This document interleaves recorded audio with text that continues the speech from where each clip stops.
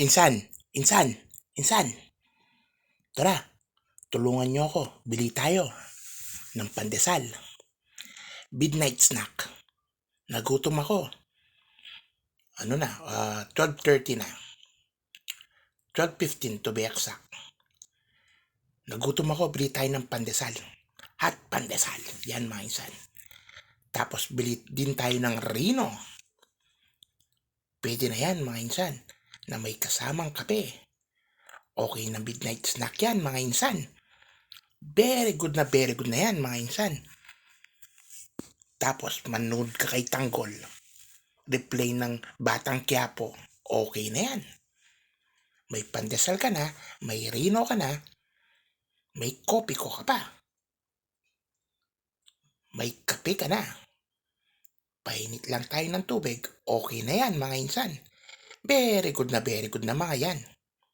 Ang sarap niyan mga insan. Naalala ko nung kabataan ko, lalo nung college days, lagi kong ginagawa to. Kasi nga, lagi nagre-review, daming ginagawa, kapag gabi na, lagi kong ginagawa to. Yung bilihan namin ng pandesal dito, 24 hours. Tara mga insan, kain tayo. Kain tayo mga insan. Ang sarap nito. Ang sarap niyan mga insan. Ang sarap niyan. Habang nanonood ka kay Tanggol, Batang Quiapo, may kape pa. Sabayan mo yung pandesal ng kape. Ang sarap niyan mga insan. Midnight snack. Sarap niyan mga insan.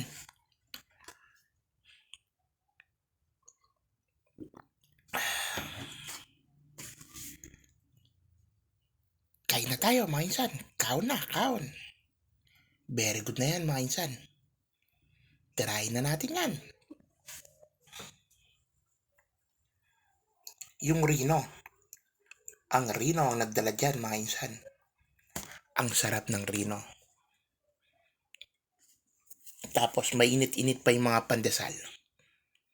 Laging bago doon. Laging mainit yung mga pandesal nila. Laging bago. 24 hours yun mga insan. Tinamad lang ako magluto ng pansit canton eh. Sabayan ko na rin sana ng pansit canton. Tinamad na lang ako magluto eh. Pero yan, very good na yan. Pwede na yan. Maka 5 piraso ka lang. Okay ka na mga insan. 5 piraso na pandesal. Very good na. Tara na mga insan. Di na naman tayo agad magigising yan. Sigurado lang yon.